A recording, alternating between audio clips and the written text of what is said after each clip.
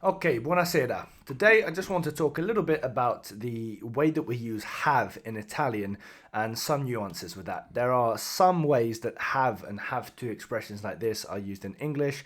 One example is on the screen now. That translate a little bit differently into Italian. Now, Italian, of course, has a word for have, avere, but we don't always use that in expressions where we would. So let's dive in. Okay, a couple of mistakes that I noticed from my teaching. For example, something like this, okay, we have to go might be translated as abbiamo andare. Okay, a couple of my students have done this in the early lessons, just totally normal, but it is a mistake and I do want to point it out. Now, why do people make this mistake? Because abbiamo means we have, okay, but we have to go doesn't really match up here. Okay, so yeah, it kind of makes sense because we use abbiamo, but it makes sense in English, not in Italian.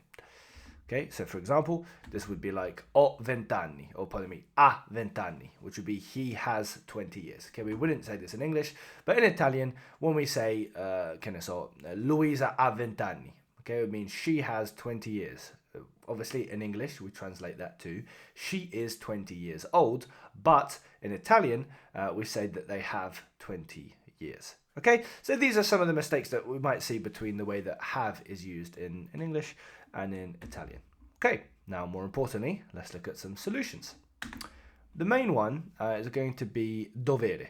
Okay, dovere is a great word that we use, to mean things like to need, to must. Okay, obviously this doesn't translate perfectly, but let's look at some examples and make sure here to just think in Italian.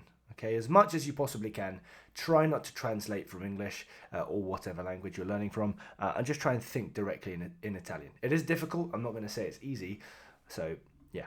Okay.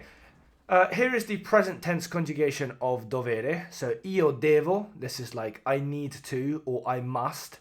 Tu devi, lui deve, noi dobbiamo, voi dovete, and loro devono. Okay, now you don't need me for this table. You can look this up. You can ask ChatGPT, whatever, but I'm just giving you it here so you have an understanding if you've never seen dovere before. Okay, few examples. Devo andare in farmacia stasera. So this is a correct way to make the sentence that we were struggling to make at the beginning where we said abbiamo andare.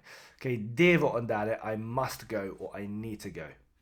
If I said to you, devi lavorare anche stasera, do you need to work even this evening? Yeah, devi lavorare anche, this is a good one. Ho dovuto stare a casa. Okay, this is now the past tense, which is I had to stay at home.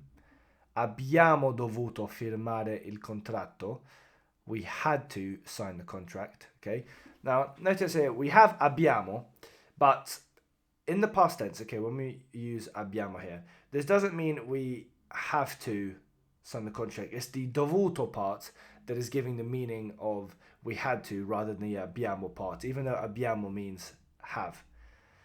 Okay, I'm going to try and say that again a little bit more simply.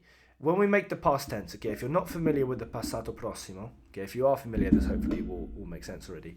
But if you're not familiar with how to make the past tense, we need to use, in this case, avere, which is where abbiamo comes from, plus the past tense of dovere, which is dovuto, meaning abbiamo dovuto.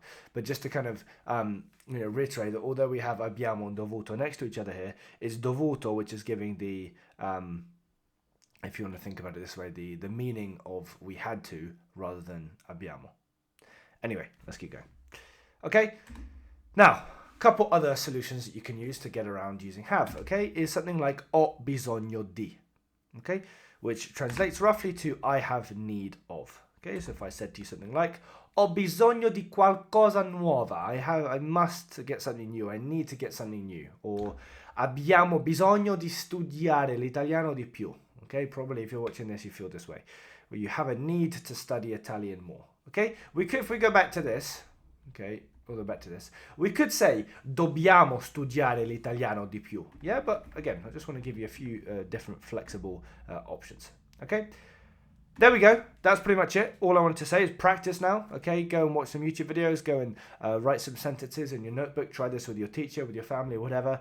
If you want to try practicing your Italian as well, I have created a Italian grammar practicer, which I'll just put in the description below, which will be the first link, so you can have a go at that.